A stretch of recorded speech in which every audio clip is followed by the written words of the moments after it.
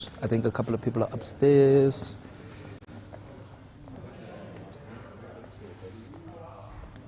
Yeah, because I thought this one would be our creative, but then it's just the space.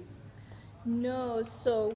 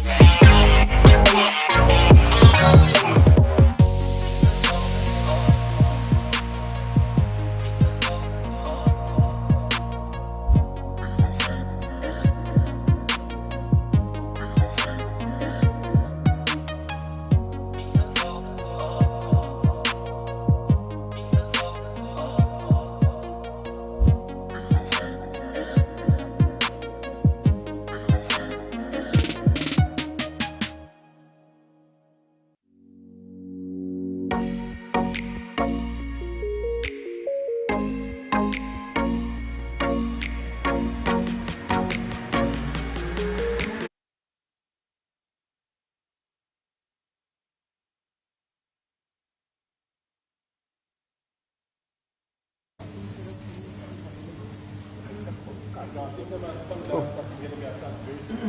Kind of awkward if you don't have a Twitter account. Okay.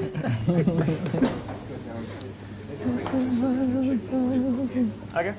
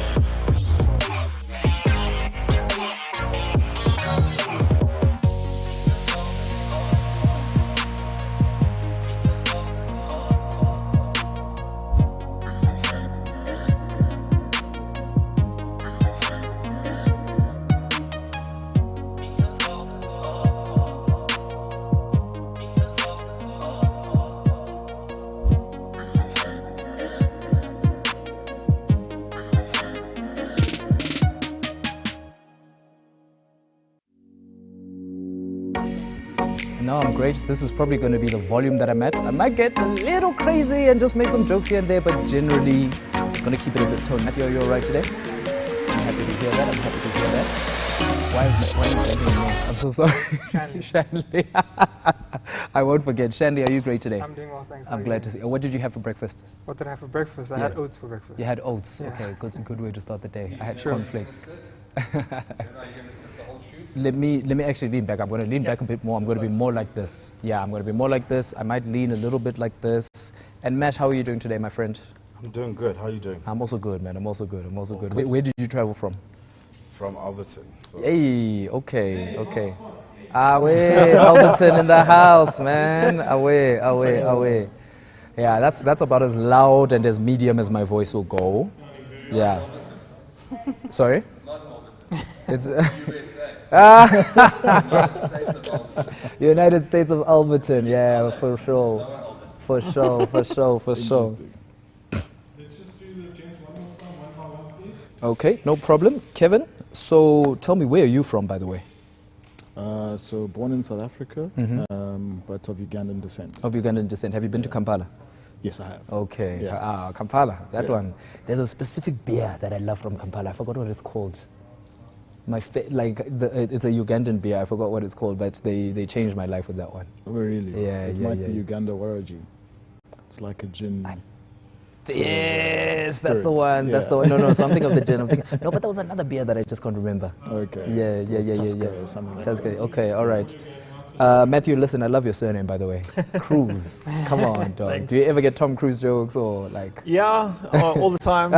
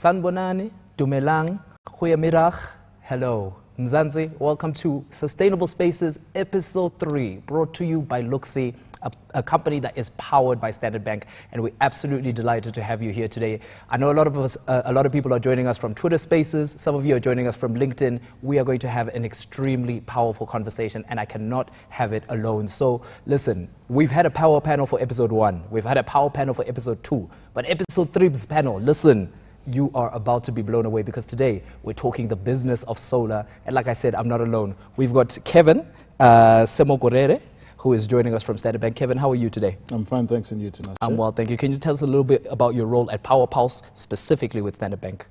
All right, thanks, Tinashe, and good afternoon to everyone out there.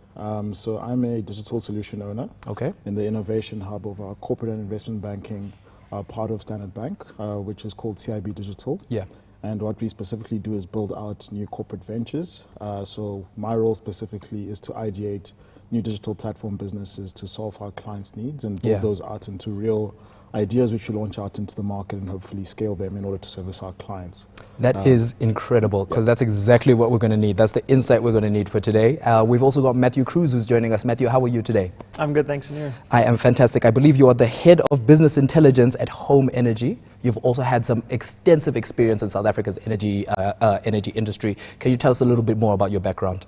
Great, yes. So I spent 11 years in Eskom. Okay. And the last 2.5 years was working as a management consultant, advising the C-suite and board of Eskom about the state of Eskom and the future of the energy sector. Sure. And that experience is what I draw upon in my experience as an energy expert when I advise the country about what's going on in this energy sector in South Africa. Amazing. And look, we don't have experts. We have a mixture of experts and we have a mixture of audiences who want to know a lot more today. So we're going to be relying on that knowledge as well. Great. To your left, we've got Shanley Luchman, who is an engineering consultant who has also extensive experience when it comes to property, when it comes to energy as well. Shanley, how are you today? And tell us a little bit more about how you got here. Hi, Tinashe. It's good to be here. So I'm a professional engineer, and my work is in consulting to property owners in energy and building services. So I consult to property owners, helping them to understand the energy requirements, optimizing those energy, optimizing the energy usage, reducing energy costs, and also reducing building costs. Because if you optimize your energy, you can optimize building costs as well. Amazing. That's what I do. And you know what? That's some of what we learned in the first 2 episodes, and I'm keen to see how we apply that to the business side of things. So it's going to be a very interesting discussion. And speaking of business, we've got Mashudu Mohau, aka Mash Startup. I call him the king of startups in South Africa. You might have heard his podcast. You might follow him on social media. Mash, how are you today? I'm doing very well. Thank you. I'm so happy much to for hear. having me. Can you tell us a little bit more about your background, the podcast, how you are so invested in South African startups? Yeah, so I've spent the last 8 years or so working in various different roles, supporting, enabling, and empowering entrepreneurs with the right tools, resources, and information to start, build, and grow things that they really care about. That's amazing. That's amazing. So for those who don't know who Luxi is, or for those who just want a reminder, Luxi describes themselves as a home efficiency platform powered by Standard Bank, and they are here to present solutions for the home, right? So whether we're talking alternative energy, because we all know about the South African energy crisis, whether we're talking water efficiency, whether we're talking portable backups, etc., Luxi is your go-to. And guess what? You also have an opportunity to get maybe a taste of the Luxi life, because today, just like we've done in the first 2 episodes, we're going to be giving away an EcoFlow River 2. So that is a portable utility. It's about this big, and it allows you to be able to charge your phones, to keep the lights on, to, well, not the lights specifically, but to charge your phone, to keep a lot of devices on, at least help you get through certain power outages. So if you'd like to win an EcoFlow River 2 during the course of this conversation, it's really simple. Keep sending through your questions, because as you've seen, we've got a panel of experts ready to answer them. Use the hashtag SBLove and hashtag WeRunBusiness. We will be counting all of the questions. Some of those questions are going to be answered today, so keep them coming. But everybody who asks a question using those 2 hashtags will be eligible to win the EcoFlow River 2. So absolutely cannot wait. Just a quick recap for those who are joining us on episode 3 for the first time. Episode 1 and 2, we were talking solar for the home. First, we introduced everybody to exactly how does it work? What do you need to consider? What do you need to apply for? How do you get your certificate of compliance, right? And then we talked about the legalities, the taxalities. So if you haven't caught those episodes, don't worry. They're on Spotify, they're on YouTube. Go back, because it's extremely important for homeowners. But today, We are talking the business of solar. We're looking at the business side of it because we understand that the energy crisis has affected businesses all across the country. I don't care if you're a celebrity. I don't care if you're a small business owner. We've seen so many unfortunate stories of people having to close their doors as a result of load shedding. And here, we're looking at solar and perhaps other renewable solutions that could perhaps overcome that. So the first question that I want to ask as we open this floor, I'm going to direct it to you, Kevin, right? Give us a basic breakdown. Explain it to me like I'm 5. What are some of the differences between considering solar for the home and considering solar for your business? Thanks, Tinashe. I think, first of all, what's important to note is there's a different need in terms of what a home is looking for when it comes to power, or in essence, the availability of power, versus what a business is looking for when it comes to power availability. And I think the key difference is in the home, you're looking at an individual who potentially, let's say, has a family that they're living with. Of course. And is looking for convenience in the home. So ultimately, I think the real need and ultimate value proposition that the homeowner is looking for in looking at solar, for example, as an alternative to power generation, is convenience on how to run the home. Versus a business might be looking more about, you know, their business continuity, their business viability, especially in the current environment of load shedding that we're experiencing in our country today. So there's a lot more of an economic feasibility and economic viability aspect to what a business would like to get out of a solar installation. So when we look at those key differences in terms of the needs of those two personas, I think a homeowner will ultimately look at how can they best optimize availability in their home. That comes down, first of all, to the availability of power. Then it drills down to the size of the particular system. Who's going to install that for them? Can they afford that particular installation? And ultimately, will it be available to run their basic needs, such as whatever equipment it is they have in their home, whether it's their washing machine, TV, and so on. And then, of course, it might go to the extremes of maybe they want to go completely off-grid, which, of course, has a lot of technicalities to consider. For sure. Whereas a business will look at, first of all, in terms of their business viability context, can they, in essence, afford a solar installation, given where their business is currently performing from an economic point of view? What does it mean in order to be able to service their clients, given how much revenue they're generating?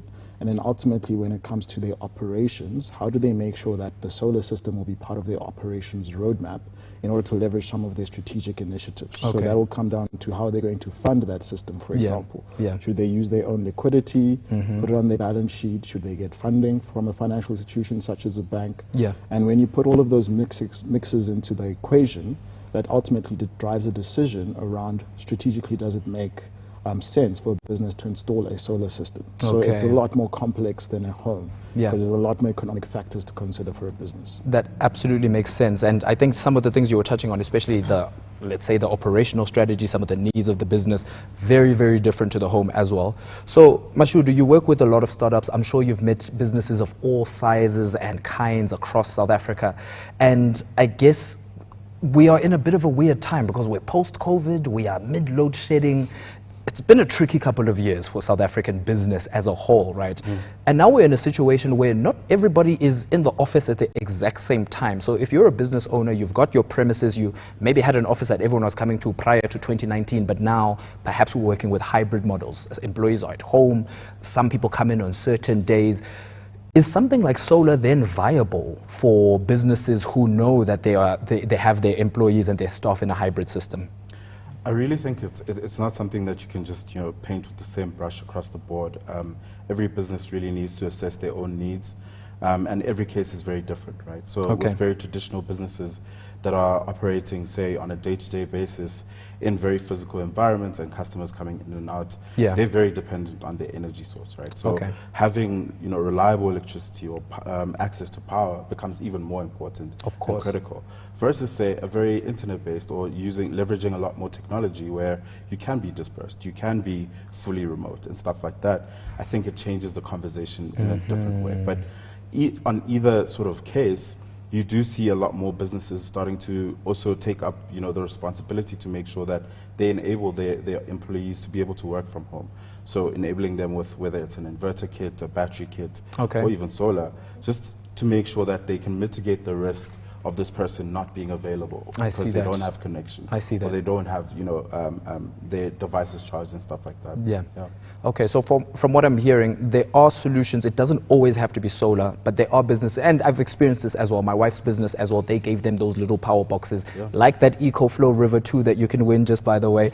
They have equipped their employees for that kind of hybrid solution. So as we're talking solar, we are still talking alternatives. So it might not always be solar, and that's something we found out in the first 2 episodes. Perhaps maybe you need a more modular setup, or perhaps your particular home's needs don't need you to go to the full extent. So I completely understand that from a business perspective as well. How realistic is it, though, that most startups, especially small businesses, SMEs, can be able to take care of their staff to that point? Because I know that some of them have taken hits due to COVID. Some of them are continuing to take hits because of the outages. Yeah, so I think it's not just the businesses themselves or the employees of that business. It's also hitting now like employees that want to work for companies that are maybe international companies, where it's like you don't want to hire someone if you don't know if they'll be available for 3 hours of a day, right? And it's hitting that remote opportunity for people to access opportunities internationally. And for startups and small businesses, there's a number floating right now that South Africa loses about $51 million for a day of load shedding, right? And that's hitting small businesses. It's hitting startups where it really matters. And for most people, it's just not viable to be able to afford these things.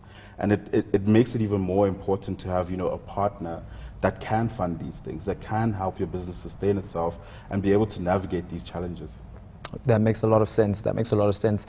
As we discussed in the first episodes, we're talking the business of solar and we're talking solutions for businesses, but the other side of it is the opportunities that it creates, because almost everywhere I'm driving these days, I'm seeing billboards, I'm seeing advertising looks, I'm seeing a lot of look-see ads on my timeline as well, explaining to me a lot of the opportunities.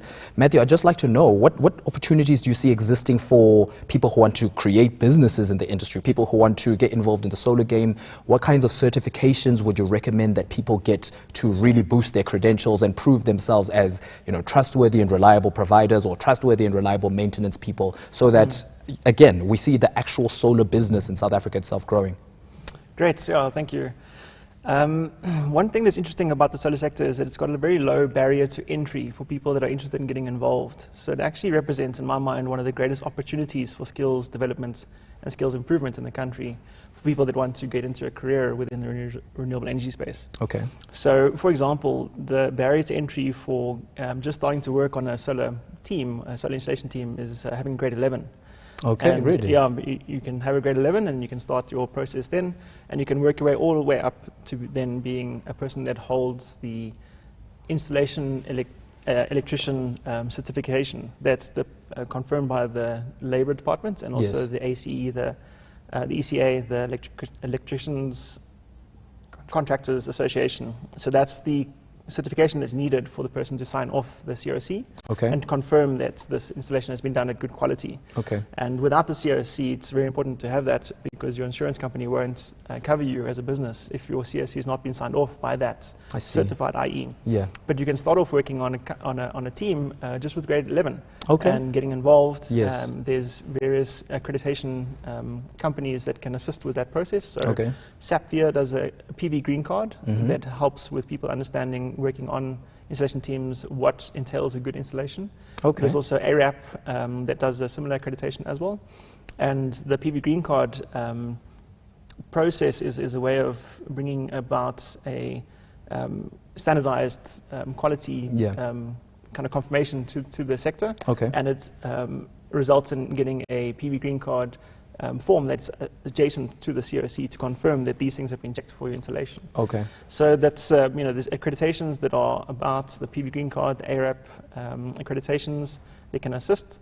And then there's the training that you can go through to become an installation electrician as well. And in my mind, it's one of the easiest ways of getting involved in a sector that can end up creating for yourself generational wealth. Absolutely. Because you can start off just doing the installations on the roof, work your way up, and then start your own company very easily, and then build your company, and then get to a generational wealth kind of company for yourself. That's very interesting, because I have read that in Gauteng, in fact, they are looking to train, the number was around 6,000 young people in the field of solar installations to try and create that employment, to try and boost the industry as well. Do you have any idea of the kinds of numbers that we're looking at right now in terms of how big the industry is? Like how many, I know this is ballpark figures, but like how big would you say the industry is in South Africa right now versus where it can get to? Great. So yeah, we've recently, I was involved in sizing the market in South Africa. Okay. And just for residential sector, the number comes out at 1 trillion rand for the solar products alone. Really? In terms of the valuation. Wow. So it shows that it's for the next 10 years the biggest sector to get involved in. Yeah. So 1 trillion rand just for the solar products. Depending on your model as a solar installation company, is roughly 50-50 in terms of the costs between the products and then the final installation with your consumables and your labor. Yeah. So that means that we're looking at about 2 trillion rand that's out there. Okay. And the current penetration is about 7% of that in terms of houses that already have installations. Yeah, yeah. So there's a massive gap from where we are to where we need to get to. And in terms of that 6,000 number, we see that 300,000 people are needing to be trained in terms of skills. Wow. So that's the first little drop in the ocean. Oh my gosh. Step in the right direction, but it gives an idea for the opportunity that exists within the sector. Is it wrong of me to be slightly optimistic? Because amongst everything else, we do know that we have an employment crisis in South Africa, especially in the youth. Is it wrong to be a little optimistic that, okay, there's potential for new careers to be birthed here? Yeah, no, that optimism is well placed. Okay, all right. I'm glad to hear. There's a bright future for South Africa. I'm happy. Going in the renewable energy direction. Yeah, that's great to hear. That's great to hear. My next one's for you, Shanley. So, as an engineering consultant, I believe that you consult on a wide range of properties. You give some really expert insights before anybody takes on any kinds of projects, perhaps including alternative energy. So I just want to get your approach, because last episode, episode 2, we spoke about the differences between sectional titles, so everybody living in apartments, and standalone homes. I want to try and get an idea from a business perspective now, especially because I understand that a lot of businesses don't own the premises that they work in; they rent them out. Some of them have those big, giant campuses. Some of them, it's a small room in a building, etc. If you are approached by different types of businesses, what are some of the things that you look out for when you're assessing their premises to maybe determine if solar is actually the right solution for them? Yeah, look, as you mentioned, there's different, different people have different ownership rights for businesses, and very often when a business comes to you, it comes to us looking for a solution. We actually have to turn them away because we can't help them. We have to speak to somebody higher up. Wow. I've been in a situation where the client was very well aware of the benefits of solar. They're very well aware of how much they can save in terms of the energy costs, and they're very well aware of how much they can benefit from just being a little bit more energy independent. Okay. But their landlord, the owner of the property, would not budge, and so therefore we were not able to help them. So unfortunately, you do have to turn away. You're not able to help clients like that. But I think. In the space, in the solar space, there's a lot of opportunity for expertise. And what I mean by that is, as Matthew's mentioned, the barriers to entry are is very low. I've tested it myself. It's very easy just to put up a website, put some Google ads, and get leads. Wow. You drive on the road and you see so many buckies and caddies and so on that have been branded as solar installers. So it's very easy to become a solar installer now. And what's that, the good side of that is, we're creating employment there. There are electricians who are now offering solar as well as a service that they provide. So there's a good part of that in terms of providing employment. And I think with the market so big, there's still going to be more and more opportunity for businesses to become solar installers. And it's definitely a good thing, especially where we need to get to as a country by getting more renewables online and making more use of the large amount of solar that we're blessed with. But at the same time, we need more regulation.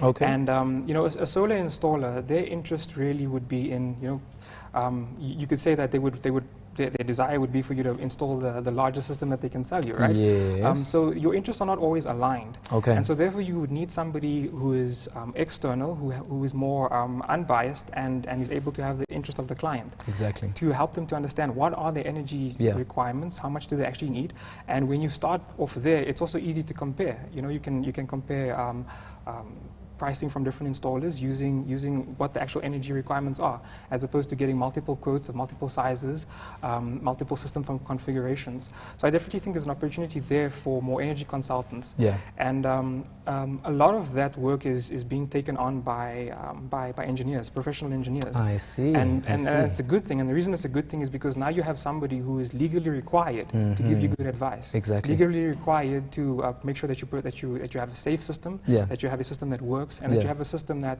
in terms of cost, Yeah. it's in your best interest. So I think it's a very good opportunity there for energy consultants. And that's why we have an engineering expert today. Right. That's why we had you today, and I really, really appreciate that. So listen, the questions are already flooding in from social media. Just to pause for a moment, for those who've just joined, you are listening to and watching Sustainable Spaces Episode 3, powered by Luxi. Luxi is all about keeping your home efficient, but we're also talking about keeping your business efficient today. So if you've got any questions, please send it to our power panel using the hashtags SBLove with the blue heart, as well as the hashtag WeRunBusiness. Not only do we want your questions answered because we really want to help you with all of the insight and the knowledge while we have the panel, but of course, just remember, you've got the chance to win that EcoFlow River 2. Maybe you're a small business, maybe you're an employee yourself and you just need to keep your Wi-Fi on just during that 4-hour outage. Listen, the EcoFlow River 2 is going to come in extremely handy. Believe me on that one. Cool. So we've got our next question for you, Kevin, and it's actually coming from one of our users. So her name is Dumelo, and she's just saying, how do you check whether the company is legit? Actually, let me open the floor to this one because I think it speaks directly to what you were just saying. They're asking, how do you check whether the company is legit to actually run your installation? What kind of background checks do you need to check before you commit to installing some of these things for your businesses? Well, look, from my side, I do more energy consulting. So, I mean, if anybody with some energy expertise will be able to give you advice on what's required from an energy perspective. But in terms of the certifications, I think I'd rather defer to Matthew on that one. Yeah. Awesome. Yeah. So some things you can do at home just to check to see if a company is legit that you're looking at. Okay. Is to see, do they have a website? Are they an established company? Have they been going for a while? Okay. Not just, started up 6 months ago. Because we are seeing a lot of new companies. I don't want to lie. A lot of new companies. So because a company's new doesn't necessarily mean that they're going to give a bad installation, but it seems to be correlation between the newer companies starting up and those that have been established for a while. Okay. So an established company that's been around for a while, they have a website, they have a place where you can phone, and also they'll be able to give you references to good installations. Yeah. And then you can ask them things like the PV Green Card. Do you have a PV Green Card as a certification? Are you certified with AREP? Yeah. Do you give an SSEG, a small scale embedded generation certificates application to your local municipality? That's critically important because one thing that's happening at the moment is the newer and we call them Bucky Brigades installers don't inform the client about what's required. They might not even give a CRC. And so the SSEG application needs to be done by the municipality, and we're seeing now in the city of Cape Town, for instance, they're declaring all installations that don't have one illegal. So they need to become into compliance with that certificate. Okay. And in order to sign that off, we need someone like Shanley, my old colleague from ESCOM, to be a professionally registered engineer at EXA, to then confirm that this has been done correctly and the design is correct, and then sign it off. So that's one of the things that they can ask the companies. Do I get a SSEG? Do you have qualifications in place for your installation electricians? Do you have PV Green Card, AREP? And do you have references? Okay, that makes a lot of sense. Look, you mentioned Cape Town as a great example, and one common theme that's come from our previous episodes is that a lot of the resources, especially when we're talking solar, or the resources, the companies, the options, are most available on our metro. So in Joburg, we've got lots of options. Cape Town, we've got lots of options. Can you perform those same kinds of checks if you're in a smaller town, if you're in a less metro location in South Africa? How easy is it to still be able to verify the credentials, of your potential installer, your potential service provider? Yeah, so that's very good commentary, and it becomes more difficult the further out from the metros that you go, mostly because of the expertise of the installers themselves. A little bit lacking, especially if they've just started up and they're starting to assist their community. Very good opportunity, because there's so much opportunity in the whole country. Everyone experiences load shedding.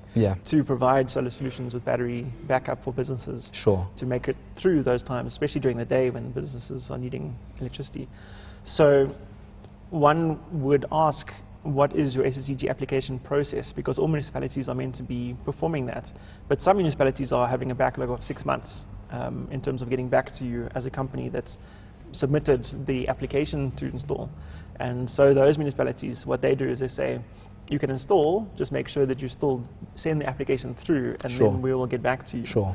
So that still needs to be in place, though, that application. Okay. And the application, in my mind, if they can do an SSEG application, then they're probably a good company to go with, as well as giving you a reference, because you need to be able to speak to the person who previously had an installation and be like, did they service your warranty claims? Did they come back to you if you had an issue? Yes. Because the one thing to watch out for is people, companies, installation companies, trying to get a quick buck, following like the builders methodology of quite really cheap, do something, install, get the money, and then they disappear. They block you, you can't get hold of them, and your system's going to last 20 years. So you need a company that's going to be around for 20 years to be able to call that's done the installation. I completely understand. Tumelo, I hope you were taking notes, but don't worry. If all of that was a lot to take in one go, there's going to be a repeat of this episode. The Twitter space will still be available to listen to. The LinkedIn Live will be available to watch once again. And of course, we're going to have this episode living on Spotify as well as YouTube in a couple of days as well. So if there's anything you've missed, if we're talking too fast to take notes,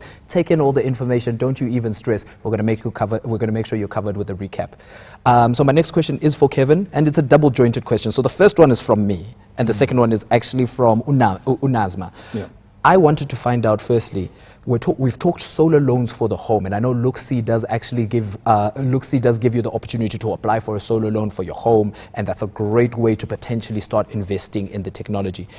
Number one, can businesses take out solar loans? And number two, this is what Nazma wants to know, can a business also take out insurance on their solar grid? Okay, those are very good questions. I think to answer your first one on if a business can take out a solar loan, regarding where we stand specifically as Standard Bank, we have sought to support businesses specifically in the commercial and industrial sector, also referred to as CNI, more from a solutions-orientated point of view. So over the last couple of, you could say, 5 to sort of 6 years, we've built quite a lot of knowledge base around what are some of the dynamic needs of businesses in regarding approaching alternative power generation for their own consumption. And solar, of course, has come up as one of the, I think, most fitting and advanced solutions at this point in time. And alongside that, we've therefore developed a lot of support mechanisms for businesses as our clients. Okay. In that when they would like to pursue solar, for example, as an option, first of all, there's a value, I'd say, added journey that they would need to go through. First of all, to determine if they're feasible for solar or not. So as you've just heard today from the rest of the panel, it's quite complex. There's a lot that needs to be considered. Absolutely. So as part of that value added sort of journey, we've built out a value proposition called Power Pulse from Standard Bank, which is a digital platform which facilitates the feasibility journey of a business that's looking for solar, for them to first of all understand, are they the right candidate for solar, given so many complexities, including, for example, are you in the right industry to even consider solar to run your operations? And then from there, we are able to match them to vetted solar installers, also referred to as EPCs, engineering, procurement and construction solution providers. That takes out a lot of noise from the process, in that we've done a lot of that background check and work for them to be confident around which is a solar installer that they are ultimately going to contract with, because we have done that pre-vetting work for them. So that's one angle. The next angle is therefore the funding. So for businesses that are looking for funding in terms of support in that regard, there are various solutions that have been developed. There's lines around secured lending or unsecured lending, and over the years we've been able to develop very tailored packages, including asset-based finance, where we look at the specific business's profile and ultimately what their roadmap is to growth, and therefore we partner in terms of what right funding solution should be put in place for them. So the answer is yes, a business can definitely ultimately get funding for their solar, but we have a very solutions-orientated approach to that. Amazing. So from that, I want to talk a little bit more about still business, but I want to take it a kasi, because I'm a kasi boy, I don't want to lie. I want to take it a kasi. Mesh, I'm sure you know that there's a wide range of burgeoning businesses coming from all across South Africa's townships. There's a lot of creativity and a lot of entrepreneurship that we're seeing there. I love the phrase kasi economy. We're keeping it in the hands of the economy. But of course, once again, these outages are affecting everything. Whether we're talking an internet cafe, whether we're talking a hair salon, whether we're talking the shopping malls themselves sometimes, local restaurants, taverns, etc., etc. When we're talking now quote unquote, the informal market, and I think, Matthew, I'd like you to weigh in here as well. What potential do you see for, in terms of solutions that solar could provide for some of these smaller businesses, especially the ones that are keeping the Kasi economy running? Yeah, so I think it's a difficult time for those businesses right now, where those solar solutions might be out of their budget, where they can see that it might affect their sustainability and viability as a business. But it's definitely something they need to be conscious of and being important for their priorities, right? Yeah. Because when a customer comes to your door and they're there for, let's say, ikota, right? It's the choice between, I'm going to have those quota from this business, and if there's load shedding and they don't have alternative ways to prepare the food without the power, the next option is just to go to a bigger business that has the ability to deliver on the product without the inconvenience. Right. So I think the big thing now is just to have that mindset shift and understanding of how important these alternative sources of power and solar will have on small businesses being sustainable in the long term, and them investing in it when they have the ability to do so, and with an amazing partner as well, as mentioned, with the amazing products that he spoke about. I think that becomes so much more important, where people just want the service, and it's not really necessarily about the quality of the experience or anything like that. It's like, I need something right now, I'm just going to go to the person who can provide it. And if you really want to compete and keep being sustainable as a business, I think it becomes a bigger priority to have that solar solution for your business, so that when your competitor goes out, you're still on, and we can still be able to satisfy customers and be able to run our businesses.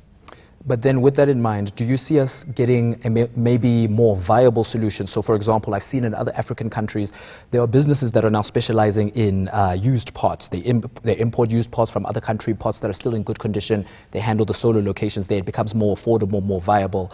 Matthew, do you see that being a realistic possibility to maybe bridge some of the financial gaps that Mash is talking about? So yes, there is an aspect to using used EV batteries from cars in the home. The main reason being is that the specifications for a battery that's in a car, that's powering a car, are way higher than what you need for a home or business, because in a business it's just on the wall and it doesn't need to be traveling around and experiencing a whole bunch of adverse conditions. So using then old EV batteries in installations is a really cheap way of getting your lithium-ion battery in place. But I would like to highlight two commercial projects that are in place all the way down in the informal settlements that don't have any electrical grid infrastructure at all. So there's about 2 million homes in South Africa that don't have any grid infrastructure giving them electricity. And we've seen some really exciting new businesses starting up in those areas. So the one company I'd like to just chat briefly about is called Zonke Energy. Oh yeah. And what they do is they put up these high solar-powered towers that have solar panels at the top, and then they distribute the electricity to neighboring businesses and households at really cheap prices. So even R5 a day will give you lights and the ability to charge your cell phone, and you can go up to 14 Rand a day to then get enough electricity for a TV or a fridge. So that's a really innovative solution that's coming about where there's need and there's no electricity being serviced at the moment. And then the other one is Green Cape has done an initiative in Cape Town, informal settlements, where there's also no electricity, where they come and they install a small little single or 2-panel solar system. Oh, really? With a small little DC reticulation, which will give you lights, TV, refrigerating power, ability to charge your laptop or your cell phone, and they're also charging about 14 Rand a day. Wow. And they say comparatively to the paraffin or candle alternatives, it's half than what people are spending in order to keep their lights on or have the ability to cook in their homes. So that's some new things that are happening already. From 2018, have already started happening in the informal settlement market. So that's all the way from there upwards. There's opportunity throughout in all of South Africa for these kinds of solutions. I'm really happy to hear that. It's exciting. It sounds like Cape Town gets a lot of stuff first, but as long as it's rolling out, to the rest of the country, I completely understand. And it's exciting to hear these kinds of solutions, because I think innovation, you can say what we want about leadership, and this is not a political discussion, but I always believe that the true innovation comes from the people. You know, the true revolutions come from the people, and it sounds as if there are organizations that are putting themselves out there to solve the crisis and help everybody out, and we can learn and adopt those solutions. So shout out to Cape Town. I promise, Cape Townians, I wasn't being biased. And also, while we're here, we always like to hear where everybody's listening in from. So please just comment, please leave a little hashtag on Twitter, reply on Twitter, or leave a comment on LinkedIn. Let us know where you're listening in from. We'd love to know exactly what the landscape is like in your country. I know that in your city, sorry, we're all in the same country. There's still loads of questions coming through. And just remember, if you ask a question using the hashtag WeRunBusiness and SBLove with the blue heart, you stand a chance to win that EcoFlow River 2, that portable utility that can allow you to just keep charged, keep the Wi-Fi on, and just get through those outages just a little bit better. So we do have a flood of questions coming in. I'm going to ask my last few, but let me interrupt my questions. There's one for you, Shanley. We were talking about some of the consultations that you do, some of the checks that you do, some of the compliances that the businesses need to meet.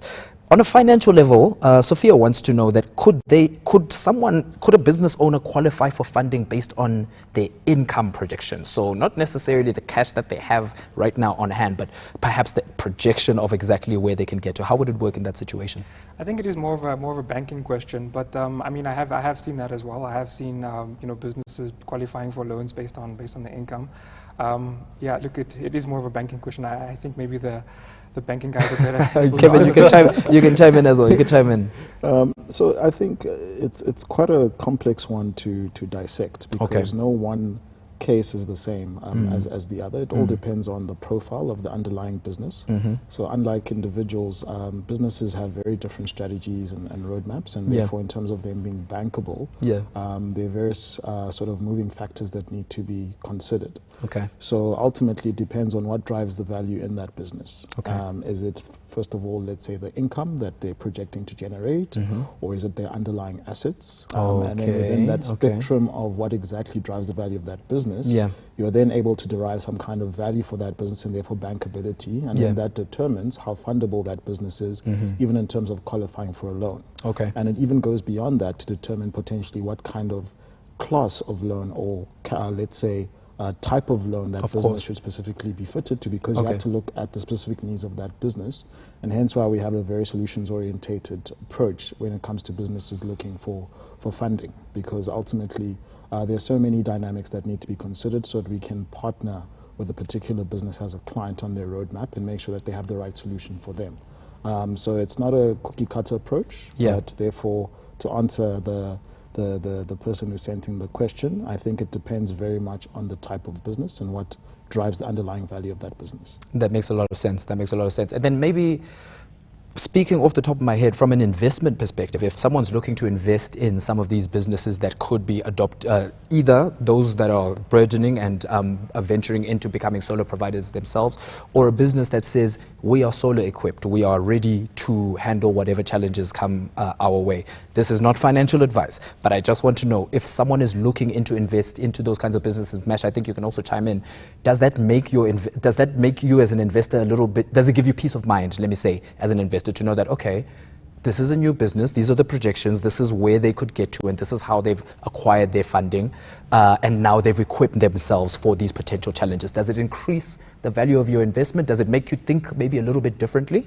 Yeah, so I do think that there's something to be said about the viability or sustainability of a business that makes sure to mitigate the risk of load shedding in their business, right? So there's been a ton of small businesses that have named load shedding as one of the main factors why they're closing down, or maybe even just scaling down in order to navigate the realities that they face, right? So I do think that, when investors or anyone who's assessing a candidate maybe for a remote job, and that candidate says, I do have alternative power, I can work during those hours where the network might be down, things like that, I think it becomes way more important. And it's crazy to say this, but now access to power can become just your competitive advantage from the guy next to you, because you are able to sustain yourself and be able to keep the business running, keep customers coming back, start growing your community, because you have access to power and people feel like they can rely on your business when maybe at home they can't work from there, right? Yeah, So yeah. it does add a lot more to the prospect of those businesses. Okay, all right, that completely makes sense. Actually, I also just want to chime in there as Please, well. please Because, do, you know, please very, do. very often when we think about getting solar, clients tend to think only about getting a loan. And there's more than an option of just getting a loan. I mean, Okay. there's several options. Obviously, cash. You know, if you have the cash, you Sure, can do that. absolutely. There's the bank loan, but there are alternatives as well. There's something called the power purchase agreement. Okay. Solar installers are willing to install the system at their own cost, and then you only pay for the energy usage. So you pay a price per kilowatt hour based on your energy usage, and there's also multiple ways of doing that. You could have a power purchase agreement where at the end of the period, you could own the system, or at the end of the period, the solar company still owns the system, and then you might want to renew it. Yeah. So and you know that also changes what your price per kilowatt hour is going to be. There's also an option called rent to buy. So you pay a fixed amount per month, and then you after a certain period of time, then you get to own the system. Yes. There are also many installers that are providing a lease agreement. So, Yeah. so it's not rent to buy. So the price will be a little bit less, but at the end of a certain period, you still don't own the system. You don't own it, you can- yeah. They might take it back, and then you might be ready to install a better system Yeah. after several years. So you know, when we're thinking about installing, let's not just think about the bank loan, but there Yeah. are other options as well. I'm glad that you touched on other options, and I think, Matthew, you can weigh in, but everybody, feel this is an open floor question, because I've read about something that they call the Energy Bounce Back Loan Guarantee Scheme, EBB. President Cyril Ramaphosa spoke about it in this year's national address. We're hearing that progress is being made, but we don't know just how much. Is that another option, along with some of the options that Shanley has talked about? Is that something that South Africans could start to consider in the near future? Yes, yeah, very much so. And the nice thing about the bounce back energy loan is that it's supported by government, Okay. and being rolled out through the banks. So it's very exciting Okay. to see the Okay. solutions the Standard Bank will be coming with Yeah. with that. Yeah. And just a note on that, it's been announced recently, but the banks haven't yet started providing the product to clients as yet. It's coming. Okay, The okay. banks have just the government has confirmed that they're going to take the 20% first loss guarantee upon themselves to de-risk then the loans that will be given by the banks. Okay. So it's giving a lot of confidence then to the banks to develop the products. I'm really looking much forward to the products that will be coming from Standard Bank going forward.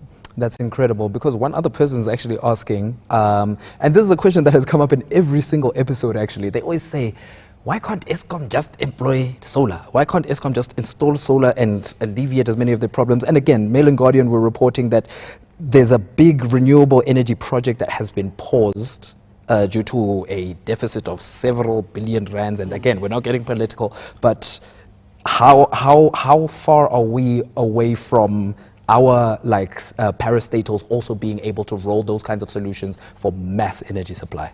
Sure. Yeah, that's a really good commentary and really good insights that are coming.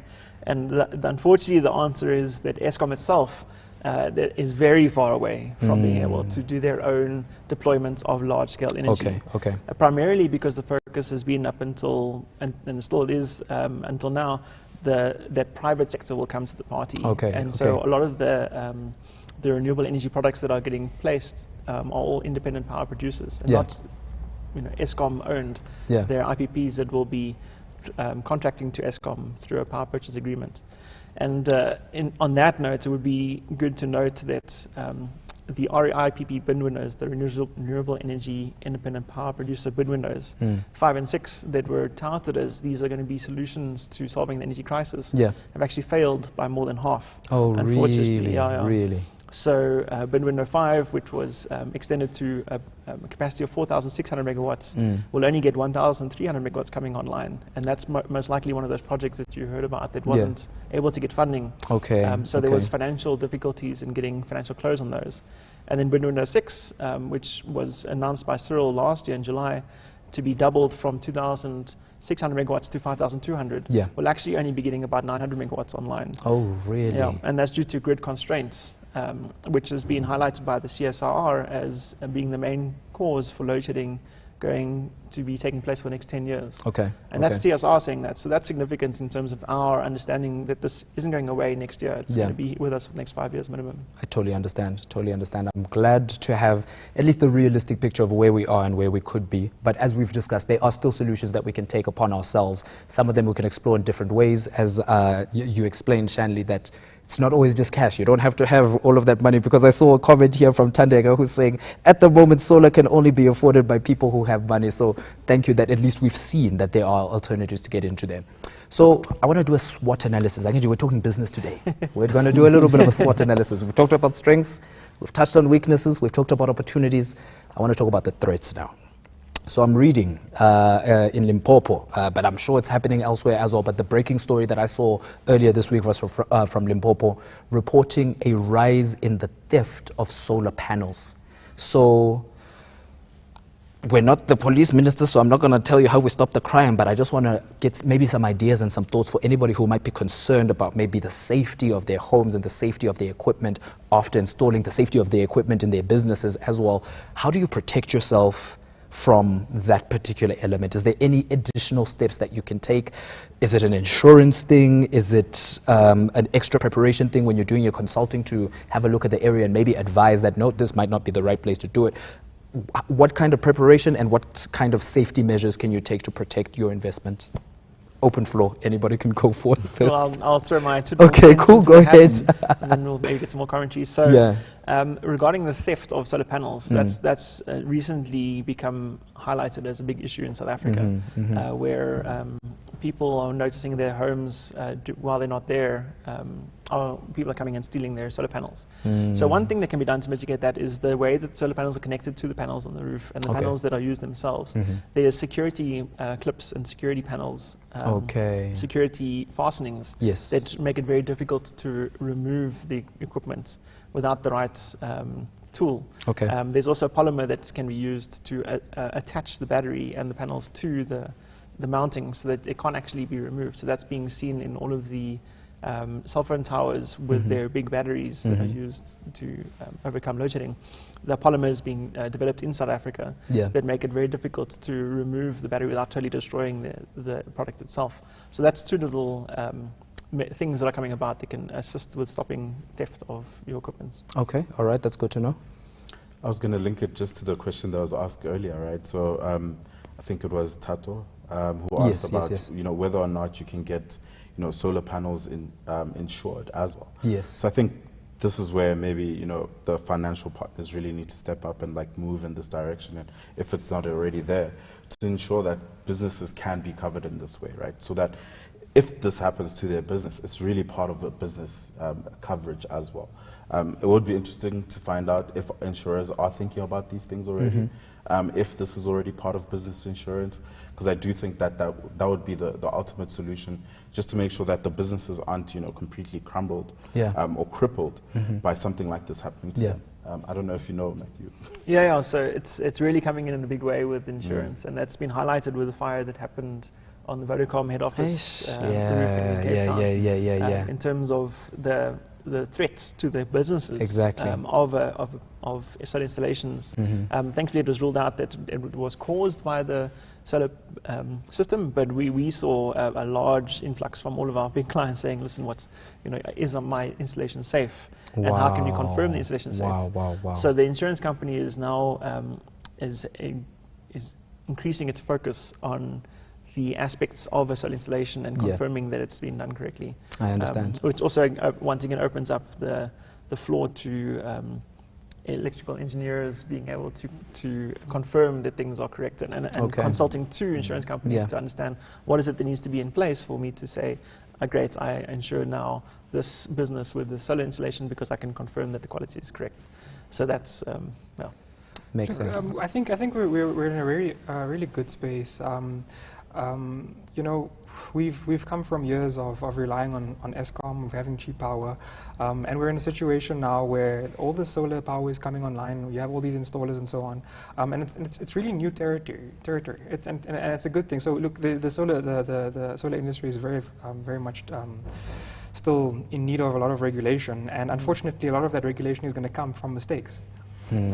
So when when clients have issues, when there are fires and so on, look, it's new territory, and regulation is going to be put in place to have those safety measures in place, and there's going to be innovation as well. We're going to improve our clips on the solar panels. We're going to find new ways. So these are also opportunities that are available for us as we move forward. Totally makes sense. I'd like to add to that. Yeah, please do. And what I would really like to latch onto is the element of innovation, right? In as much as we are seeing the solar industry in South Africa blossoming at this point in time, I think it's important to be cognizant of the fact that it's come a long way, and it's probably been spurred by, in the current environment that we're experiencing with the challenge of load shedding. But out of that comes a lot of opportunity as well. And the earlier question 100%. on how can, let's say, young people get into this space, be employed, also be entrepreneurs. There's so many offshoots that are created by these challenges that could be investigated. In as much as the financial services sector may need to innovate certain products, even in the insurance space, to meet the challenges as they're arising. There might be opportunities, for example, for security companies or security entrepreneurs to look at how they can meet some of these challenges around theft and so on. And as we get that, I think, cross-collaboration and innovation from various aspects of the value chain, ultimately you'll be able to find, I think, a more comprehensive solution coming forward. Understand. Tackling it from all sides in order to solve this particular problem. But I guess we can't ignore the fact that, of course, theft is one of the big challenges we have in our country, and the solar installation is a very valuable item. It's a big investment. It's a big investment. Exactly. And therefore, there will always be value for that, even in the context of theft. But I think with innovation coming to the forefront, ultimately we'll see different solutions coming out to protect the value of investment for businesses. You know what? I like you guys. You're turning threats into opportunities. If I can just also say, go ahead, Shandy. Mashuda touched on this. So when it comes to theft, there's two things here, right? Okay. There's loss of business revenue as a result of the theft, and there's also loss of the asset as well. Exactly. But in terms of losing the asset, there's already insurance available for that. And in my experience, clients add it to their building insurance, and the amount they add on is not very big. Okay. So there is that type of insurance. But I think there definitely has to be some work done on protecting the business itself from that kind of and protecting the actual asset itself, I guess, from what you were saying, the clips, the maybe new technology that can ensure that it's not as easy to, let's just say, dismantle, because that's what I read in that particular report. I think it was SABC News who mentioned that this was occurring because of the ease of dismantling for these people who are targeting those solar panels. So it's good to see that there are, like we said, opportunities to work on that, opportunities to perhaps create other industries that specialize in the safety of solar equipment as well.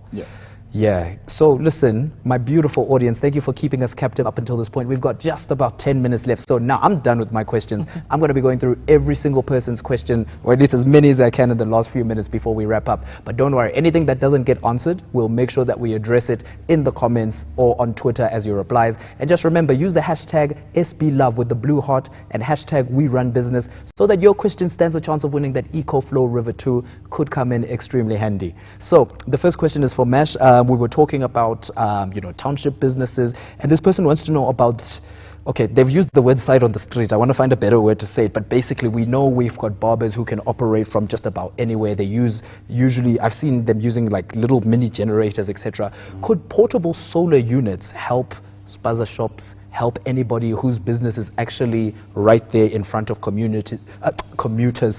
Is it something we can start to see at some of the big taxi rank hubs, etc.? Could those portable units, the smaller ones, be potential solutions? Yeah, so I think we've seen like how people are starting to, not only just try and find sources of power, but also start being more creative as well. I think back to, there was a backpack, I think about 5 years ago, created by a South African entrepreneur that had like solar panels on it, and basically it was mainly for kids in rural areas to be able to study. So the backpack had solar panels, you charge it throughout the day. At night you can study and be able to charge your phone. Now you're seeing a lot more of that sort of like very miniature, small, just can this power, just a small stove, a small something, to be able to still be able to function, right? And even with just like having a light on inside the space where people come to visit your business or be able to get the thing out, right? So I do think that that becomes a lot more viable for people that might not have the capital to go full on solar, you know, cover their entire business. Yeah. I think there's going to be a lot more innovation in that space. I'm very excited about it too. Where, you know, what does it look like when the person on the side of the street that's cooking, you know, at a taxi rank, the person is, all those people have just like a kit that they can lay out and just like be able to function and serve their customers, right? And maybe Matthew, you can speak to, you know, is there a lot more innovation coming from there? You know, that not just all big building solar, but really small, be able to help the person, you know, running a very small business. Yeah, and this very much so comes back full circle to the EcoFlow unit that's on offer. Yes, that EcoFlow River 2. Listen, send your questions. Send your questions. Hey, sadly not. I'll speak to Luxi for you guys, okay? so it comes full circle because you'll find that even with EcoFlow, there's a plugin for solar panels. So you can actually have it charging and then being used to power the clipper on the side of the streets. So the EcoFlow itself could be a tool for creating business. That is and so there interesting. are small little units like that. They can be powered by solar panels, so they're recharging as you're using the power, and then you can use it for any of the 220-volt applications that you would like to have in your business. Absolutely, so there is that. We would like to see a lot more innovation coming through. Sure. So keep your ear to the ground for any businesses that are getting involved in the informal markets and providing a small little 1 or 2 panel connected to a small little battery units, because those will explode like wildfire, and we actually haven't seen that really coming to the market in a big way as yet. So there's great opportunity there. And any business that gets involved in that, very much back it as quickly as you can. 100%. I'm just thinking about my barber, man. Listen, I always feel so bad for him when the power's out, so he'd be able to keep things running during that. And I love that solution. Look, Luxi on their online shop actually do have a range of small to big devices. Some of them are, like you said, solar ready as well. So do have a look at their marketplace, because there might be some smaller options and some smaller solutions like that EcoFlow River 2 that you can get started with as well. The next question is coming from Tumelo, who wants to know, and I think I'm going to combine this with someone else's question. Number 1, how can I maintain my solar panels once I've installed it into my business? Number 2, what happens if I need to clean my roof? Again, open floor. So I'm happy to take that from the perspective of, you know, some of the interactions we've seen with businesses that have gone specifically ahead with the decision to have a solar system installed. Typically sort of as a comprehensive and all-rounded packaging from solar installers or EPCs in that space, they tend to be the option for the underlying client to take on a maintenance contract over and above the installation. So that comes with a lot of sort of service level obligations and also rights of both parties to adhere to. But in essence, what you are contracting to over and above the installation is for the installer, if they have the capacity, to help you maintain the system. So they have all kinds of, I think, tools to monitor the effectiveness of your system, feedback to you in terms of if it's performing accurately, if it's broken, ultimately come out and fix it. And also within the perspective of guaranteeing some of the output of that system. And the reason why that's important, especially for a business, is because in many cases there's an attached decision to sourcing funding or getting a loan for that underlying system. There's a particular payback from an economic perspective that you'd like to derive from financing that system. Makes sense. And that ultimately gets tied back to how well is that system going to perform. So as part of the maintenance, you find most installers in the CNI space or commercial industrial space trying to assist the client with making sure the system performs ultimately. And therefore they have some kind of performance guarantees as well as part of that agreement installation to make sure that it performs appropriately. That makes sense. And if you need to clean your roof, in many cases you do have that offering as well as part of the maintenance sort of contract over and above the installation. However, there's still a gap as well and potential opportunity for small businesses or entrepreneurs or even unemployed youth to enter that space and offer the cleaning of those solar panels, because ultimately you need the solar panel to be as clean as possible to harness the power of the sun as much as possible. Apparently even a small stain can affect the effectiveness of how much energy it can drain in. Exactly. So generally I think that's something that as businesses they should request of a solar installer if they decide to get a system. But I think at the same time there's an opportunity for businesses to provide the specific service. Because it's very hard for you as a business owner to get on your roof as regularly as possible to know whether it's clean or not. Okay, amazing, amazing. Guys, I wish we could have gone on all day with this conversation, okay? Because the insight, the knowledge that you are dropping has been absolutely incredible. There's so many questions coming in, and I promise you we're going to get to address them afterwards. Can I ask as the panel as well, if you see any questions that were directed at you, please do answer them and just let's continue sharing the knowledge. Just before we wrap up, I'd just like to pass around to the room one more time. Kevin, where can people follow you on social media, online, anywhere?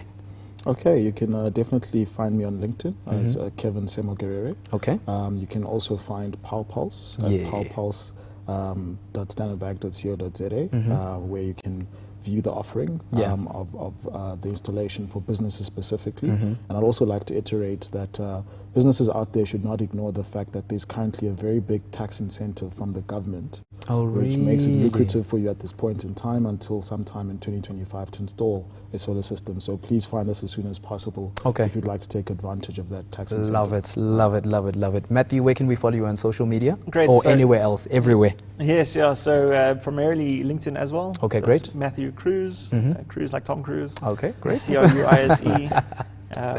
Yeah, I can also reach out to the company Home Energy, does solar installations. Yeah. So that's another way, but primarily through LinkedIn. Wonderful, wonderful. Shanley, where can we keep up with you? Same for me. LinkedIn as well. That's Shanley Lachman, and then also on my website shanleylachman.co.za. Wonderful. I write articles from time to time on. Yes. It's just helpful to property owners as well. That might be interesting as well. Absolutely brilliant. Mesh, I already follow you, man. But still, for those who don't, for those who are meeting you for the first time, where can we keep up with you? Where can we listen to the podcast? Yeah, so it's across all channels, Twitter, Facebook, Instagram, TikTok, Threads, all the millions other platforms now. X. It's Mash Startup. Cool. And the sort of platform that we've built to enable, people to find the right information, resources, and tools to start, build, and grow their businesses is foundersource.com. Brilliant, brilliant, brilliant. And I always say, just before we wrap up, if you power a business with lights, you keep them on for a day. But if you empower a business with knowledge, you keep them on for a lifetime. So thank you so much for the knowledge. Thank you for the expertise. To the audience on Twitter, on LinkedIn, from all across the country, we just want to thank you for always supporting Sustainable Spaces. We love the conversation. And guess what? We get to do this one more time. There's one final episode, the season finale of Sustainable Spaces that you definitely don't want to miss. Cannot wait to have you there. But until then, it's goodbye from me. My name is Tinashe Venge. This has been Sustainable Spaces with Luxi.